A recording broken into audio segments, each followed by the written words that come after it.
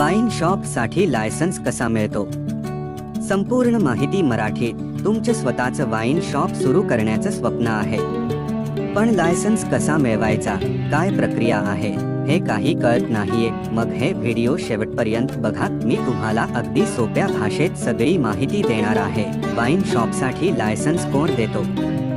महाराष्ट्रात wine शॉपसाठी licence मिळतो राज्य उत्पादन शुल्क विभागाकडून. एक्साइज डिपार्टमेंट हा विभाग दारू विक्रीवर नियंत्रण ठेवतो आणि लायसन्स जारी करतो. लायसन्सचे प्रकार. वाईन शॉपसाठी लागतो लायसन्स, जो तुम्हाला किरकोळ विक्रीसाठी रिटेल सेल परवानगी देतो.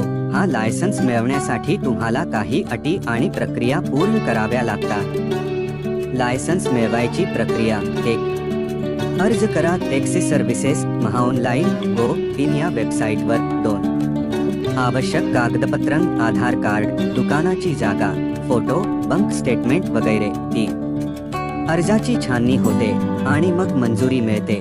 कधी कधी ही प्रक्रिया निविदा टेंडर पद्धतीने सुद्धा होते. लायसन्स फी आणि खर्च. लायसन्स फी जिल्ह्यानुसार बदलते. 5 ते 10 लाख रुपयांपर्यंत वार्षिक खर्च असतो. त्याशिवाय दुकान सजावट, स्टॉक, परवानग्या हे वेगळं. अतिरिक्त परवानग्या. तुमच्या दुकानासाठी स्थानिक पोलीस स्टेशन, महानगरपालिका किंवा ग्रामपंचायत आणि अग्निशमन विभागाची NOC देखील लागते. तर मित्रांनो, वाईन शॉप सुरू करायचं असेल तर ही प्रक्रिया थोडी खर्चिक आणि किचकट आहे, पण योग्य प्लॅनिंगने सगळं शक्य आहे.